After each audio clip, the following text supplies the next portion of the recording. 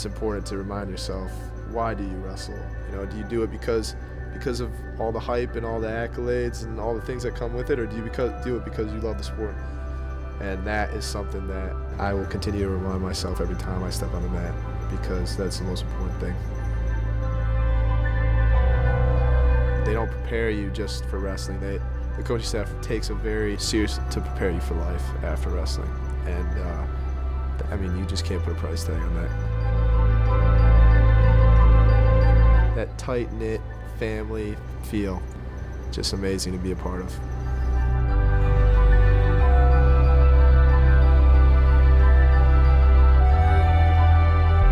Favorite thing about Gabe is he'll bring in chocolate milk and donuts for us about once every other week. Might not seem like a big thing, but it's a really big thing for me.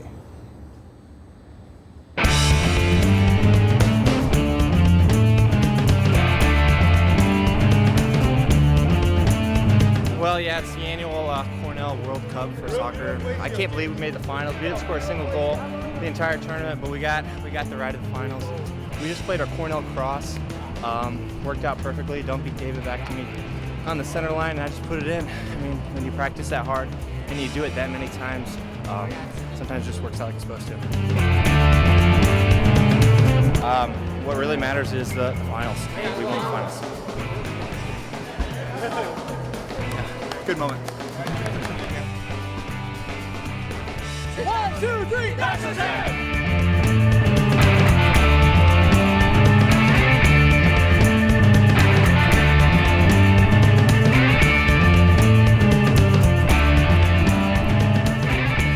This is like a long, we're lining up to pick teams or something. We're not picking teams. Now you guys come down here. I'm all about Russian ties. So grab that and head position. Guys, look where his head is, yeah. Right, so as soon as he attacks, yeah. If his head's up, then yeah, you should be afraid about attacking top hand. But if you get head position, now attack top hand, I can't do anything. All right, so get your head in there, then attack and clear. Now, if I'm trying to pull down, I'm not gonna get away. Head position, circle, pull, re-attack into my Russian. All right, go. 1, 2, 3. Very rusty. I'm a 3 counter. I was born in East Lansing, actually, and my dad was coaching for Michigan State at the time. I've just been around wrestling since I was little. Just, you know, kind of just born into the sport, per se. My dad was very strategic and getting me and my brother to wrestle when we were a kid. You know, he just put us around it when we were just young. So we were just like, oh, this is what we're supposed to do. The mental development of a young kid that wrestling brings on, you know, it's you and another guy, and you're accountable for all your mistakes, and you know, you can't blame anybody else, you can't blame any other thing, it's on you. And I think that really helped as a kid, growing up and just learning to be accountable for those kind of things. A 30-minute drill, then we're gonna wrestle. My youth wrestling career is not one to be too proud of. I actually pretty much disliked the sport because I just kept getting pinned. Mix it up today, groups of 3. Let's go groups of 3. One time I got headlocked and pinned by a girl. I was so ashamed and embarrassed that I acted like I was paralyzed from the waist down. Yeah, I'm really giving you guys some good material here. I looked over at my dad, and I'm you know, seal walking around the mat, yelling I'm paralyzed and that I can't feel my legs. You know, my dad's sitting there, and he's like, you know, he looks to my mom and he's like, you gotta take care of this, I gotta get out of here. The guys here make fun of me all the time for that story. Not much success. Definitely took my beatings. You know, I liked the sport, but I actually was more into football growing up.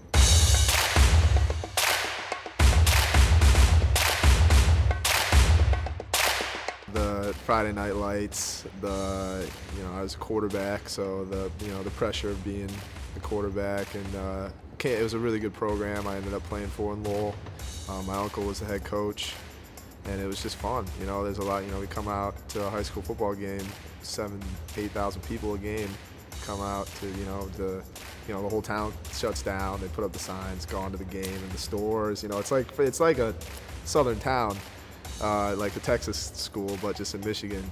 and it was just a fun atmosphere to play in. I loved it. Hello, I'm Josh Slaughter. I'm here with Gabe Dean, the Lowell quarterback. And Gabe, you guys are just getting into it. How's practice going so far? Oh, it's going good. You know, we're a little rough around the edges right now. It's the second day of 2 days, but it's going good right now. So yeah, there were opportunities to play football in college. I had you know, a couple Division II and Division III schools around the country, and then Division I schools, kind of mainly in Michigan. You know, they'd come in and they'd look at me, and I'm 5'10", not crazy fast. They'd watch me run around a little bit, and then they would leave. And I thought I was going to play football in college still until the summer of my junior year. When I was down at Georgia Tech, they just told me to leave. You know, after watching me do a couple drills, they were just like, "No, you can leave." And I was like, you know what? If this is the way college football is, and this is the way that they're not even gonna look at that kid that can just play football and just play, and they're just gonna take the fastest, biggest, strongest guy, then I'm not meant for this sport, because I can't control those kind of things. I can't control my own destiny, and that's what I like about wrestling. You can control your own destiny. You know, you get out of it what you put into it, and that's the best thing about this sport. So that was the moment where I was like, I'm wrestling in college. So I met Gabe indirectly. I met his father first in New York City a couple of years ago, and then Dave told me about his son, who I knew who wanted to play football. Well, if his kid's 10% of what Dave is, he's going to be pretty darn good.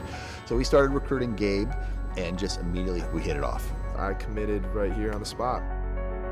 Of course, Gabe came and deferred admission for 1 year and trained with our club, and didn't do all that well. Didn't win a single tournament, to be honest with you. And I went 0-2 in his first tournament, and he takes losing very, very hard. That's why he doesn't lose very often. It's because he takes losing very, very hard.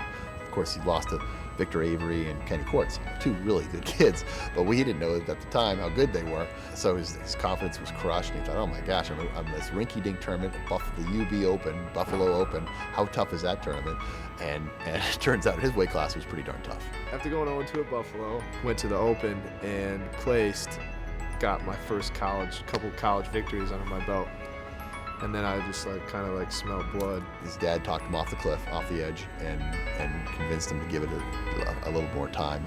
And then things really started picking up for him.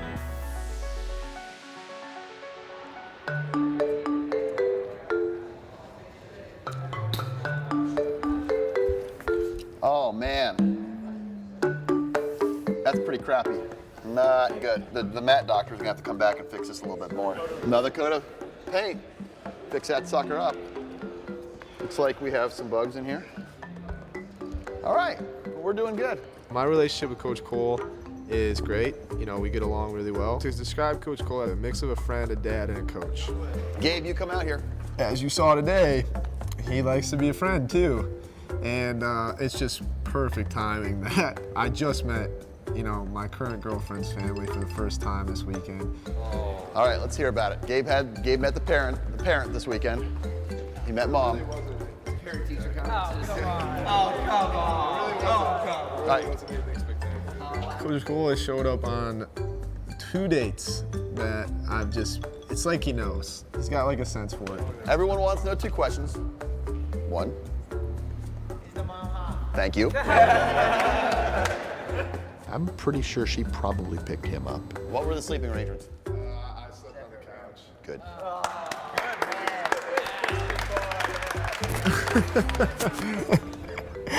Any questions? Diener, you want to get us ready? Oh, you got a question? You got a question? No. You just have an involuntary. Yeah. It's a twitch. I don't think anyone could have anticipated Gabe would be as successful as soon as he was as watching him in high school. He didn't win a state championship his senior year. He never won a major national championship. It wasn't like he was dominant as a high school wrestler. So no, I didn't expect him to be this good until I saw him in the summer after his freshman year. And then at that point in time, I thought he's gonna be really, really good.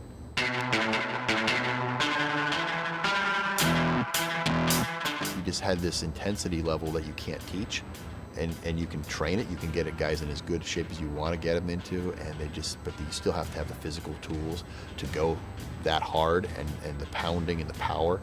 He had all those elements that allowed him to be successful.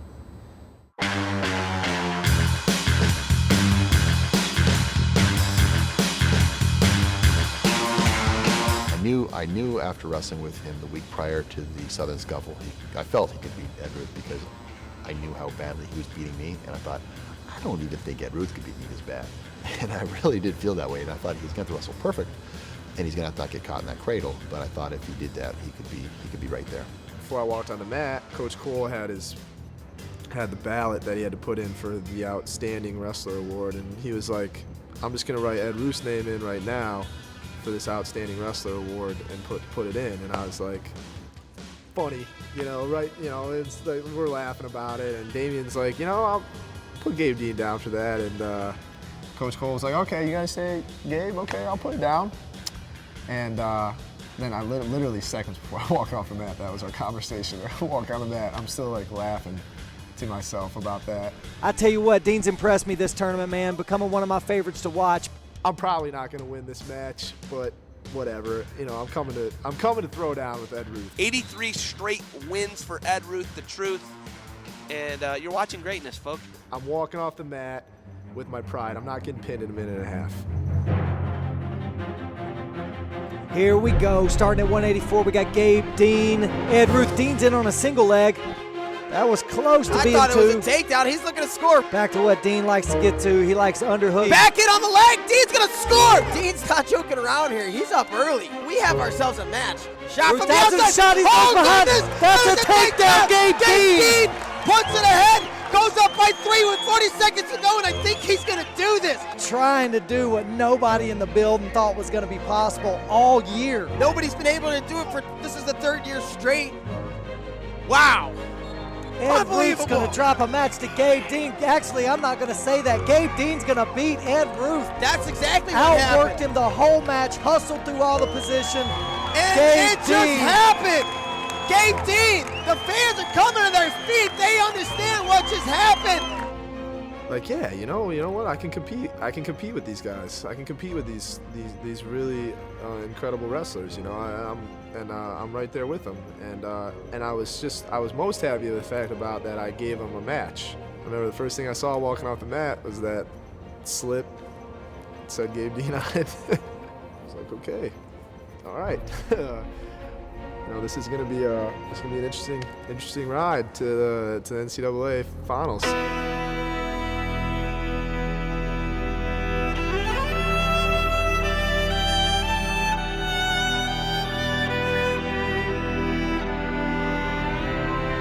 Coming into the national NCAA tournament, all your emotions, nerves, excitement, all your self-doubt seems to come back at that time. All those emotions can kind of come out. I think that's why you see some of the best guys go down early in the rounds, because they're so distracted by other things going on. You really just got to remind yourself, it's just another tournament. I'm just wrestling. It's just wrestling.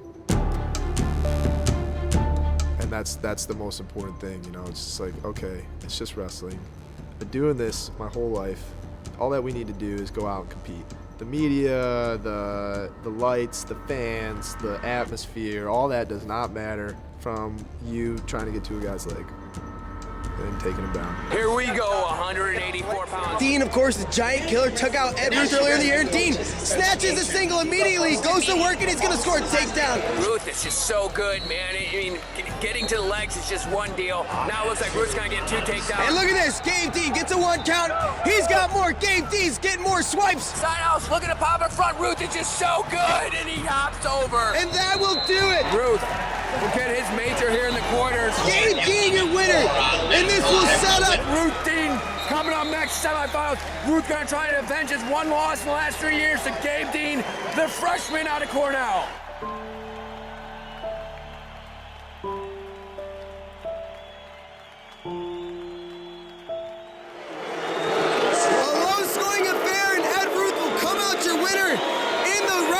He takes this one 4-3 over Gabe Dean of Cornell.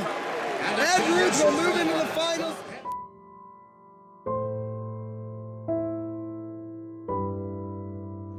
He beat me when it counted.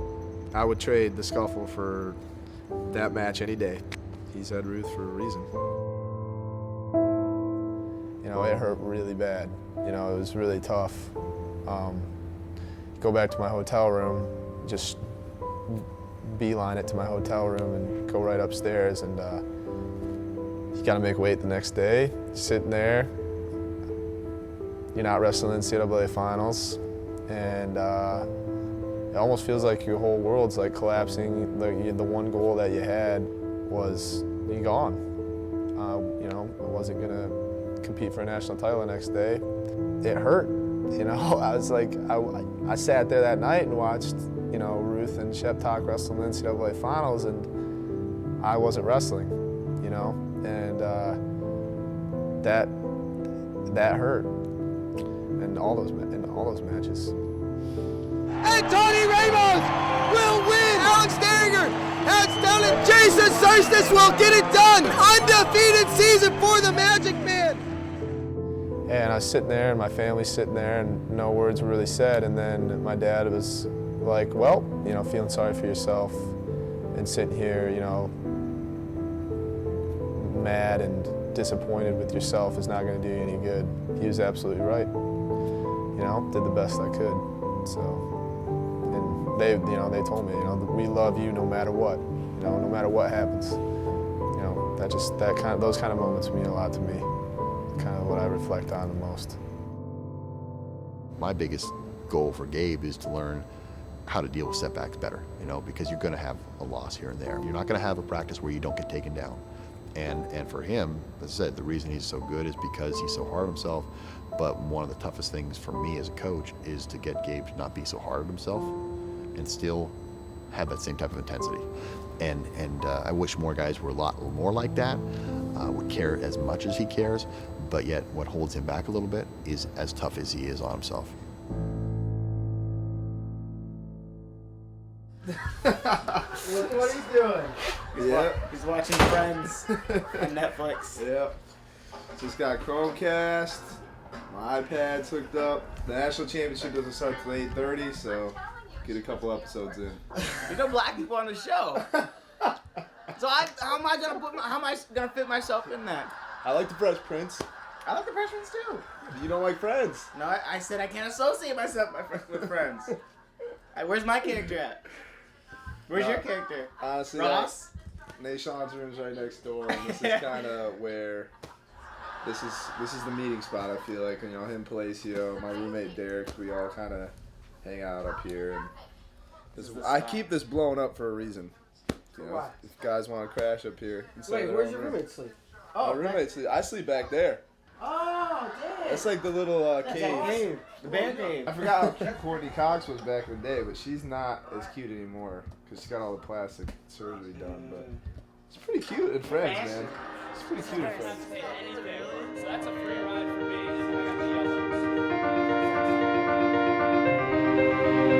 Oh my God, I just took third in the country. I'm an All-American, all this kind of stuff.